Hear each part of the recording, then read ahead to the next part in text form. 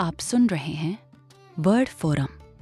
आज हम बात कर रहे हैं एक ऐसी जंग की जिसमें सिर्फ गोलियां नहीं चली बल्कि दामों और सच्चाइयों की भी टक्कर हुई। ईरान, इजराइल और अमेरिका, इन तीनों के बीच चल रहे टकराव में असल नुकसान कितना हुआ, यही समझने की कोशिश करेंगे। इस जंग में ईरान का नुकसान काफ़ी बड़ा रहा है और खुद ईरान ने भी कई बार इसे स्वीकार किया है, लेकिन दुनिया के सामने एक छवि बना दी गई कि अमेरिका के हथियार अजेय हैं, उन्हें कोई छू भी नहीं सकता। अब सवाल ये है, क्या सच में ऐसा है? आज की इस रिपोर्ट में हम जानेंगे अमेरिका को कितना नुकसान हुआ और क्या-क्या बातें पर्दे के पीछे रखने की कोशिश की गई। ये जानकारी पब्लिक सोर्स, अमेरिकी बयान, ईरानी दावे और ओपन सोर्स इंटेलिजेंस पर आधारित है। अब जरा शुरुआत से समझिए। 28 फरवरी से 1 मार्च ऑपरेशन एपिक फ्यूरी शुरू होता है। अमेरिका और इजराइल ईरान पर हवाई हमले करते हैं, लेकिन शुरुआत में ही एक बड़ी गलती हो जाती है। 3 fighter jet F-15E strike eagle Kuwait के ऊपर अपने ही सहयोगी की फायरिंग में गिर जाते हैं। ये कोई ड्रोन नहीं थे, बल्कि जंगी लड़ाकू विमान थे।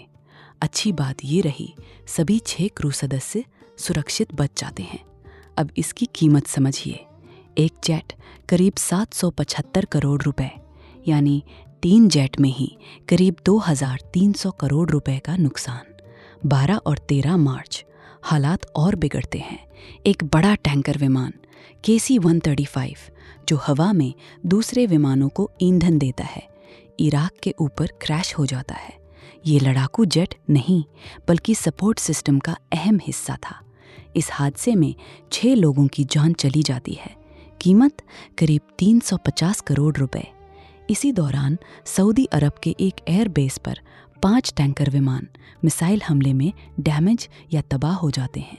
19 मार्च एक और बड़ा झटका, F-35 लाइटनिंग II जो अमेरिका का सबसे आधुनिक स्टील्थ फाइटर जेट है, ईरानी एयर डिफेंस से हिट होता है। पायलट किसी तरह इमरजेंसी लैंडिंग करता है। एक जेट की कीमत करीब 975 करोड़ रुपए। 27 मार्च नुकसान और गहरा हो जाता है। एक E-3 सेंट्री अवैक्स पूरी तरह तबाह। ये कोई फाइटर जेट नहीं बल्कि आसमान में उड़ता हुआ राडार सिस्टम है जो पूरे इलाके की निगरानी करता है। इसकी कीमत करीब 5,800 करोड़ रुपए और साथ ही फ्यूल टैंकर लगातार निशाने पर रहते हैं। अब आते हैं 3 और 4 अप्रैल पर। ईरानी मीडिया इसे कहता है अमेरिकी एयर पावर का काला दिन। एक F-15E फाइटर जेट ईरान के ऊपर गिराया जाता है। एक क्रू सदस्य लापता, दूसरा बचा लिया जाता है। इसके बाद A-10 थंडरबोल्ट जो ज़मीन पर हमला करने वाला जंगी विमान है, पर्शियन गल्फ में क्रैश हो जाता है। एक और A-10 डैमेज होकर किसी तरह लैंड करता है। अब ज़रा हेलीकॉप्टर की बात। 2 HH-60W रेस्क्यू हेलीकॉप्टर ईरानी फायर में हिट होते हैं। ये लड़ाकू नहीं बल्कि बचाव मिशन के लिए इस्तेमाल होते हैं। एक HH-60M हेलीकॉप्टर इराक में डैमेज या तबाह हो जाता है। इसके अलावा कुछ फाइटर जेट और टैंकर इमरजेंसी लैंडिंग करते हैं, लेकिन सबसे बड़ा झटका ड्रोन सिस्टम को लगता है। 17 MQ-9 रीपर ड्रोन पूरी तरह नष्ट कर दिए जाते हैं। ये बिना पायलट के उड़ने वाले हमलावर ड्रोन होते हैं जो निगरानी और हमला दोनों कर सकते हैं। और एक और बड़ा नुकसान, बहरीन में अमेरिका नेवी के बेस पर सैटेलाइट कंट्रोल सिस्टम तबाह हो जाता है। अब पूरी तस्वीर देखिए। 12 से ज़्यादा अमेरिकी बेस हमलों की चपेट में आते हैं। सिर्फ बेस और इक्विपमेंट का नुकसान करीब 6,600 करोड़ रुपये से ज़्यादा। अगर सब जोड़ें, फाइटर जेट और बड़े विमान करीब 7 से 8, टैंकर विमान 2 से ज़्यादा तबाह और 5 से ज़्यादा डैमेज, हेलीकॉप्टर 1 ख़त्म, 2 डैमेज, ड्रोन 17 पूरी तरह नष्ट। कुल नुकसान करीब 16,000 करोड़ से लेकर 41,000 करोड़ रुपए तक। अब ज़रा कुल हिसाब देखिए। इस जंग के पिछले 35 दिनों में अमेरिकी नुकसान और उनके तीसरे पक्ष वगैरह यानी सहयोगी देशों का जो नुकसान हुआ, उसे जोड़ कर देखें तो सिर्फ हथियार और बेस का नुकसान ही नहीं, जो तेल अमेरिका को पहुंचता था वो भी नहीं पहुंचा। उसकी सप्लाई बंद होने का झटका भी लगा। कुल मिलाकर ये नुकसान और भी भारी हो गया है। अब ज़रा समझिए ये रकम कितनी भारी है।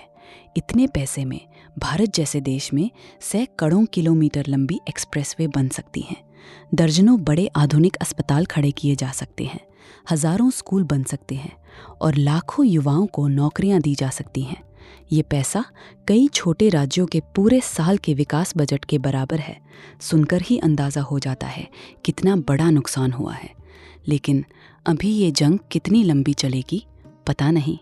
अगर ये और बढ़ी तो नुकसान कहाँ तक पहुँच सकता है, ये सोचकर अमेरिका में खलबली मची हुई है और आगे हालात और बिगड़ सकते हैं। लेकिन कहानी यही ख़त्म नहीं होती। अमेरिका कई घटनाओं को हादसा बताता है, वहीं ईरान हर नुकसान को अपनी जीत के रूप में पेश करता है। अब सवाल वही है, सच क्या है?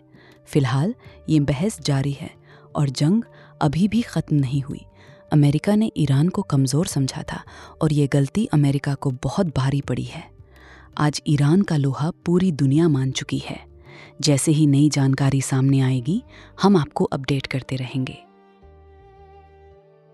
अगर आपको यह वीडियो जानकारीपूर्ण लगा हो तो लाइक करें, कमेंट में अपनी राय लिखें, शेयर करें ताकि यह औरों तक भी पहुंचे।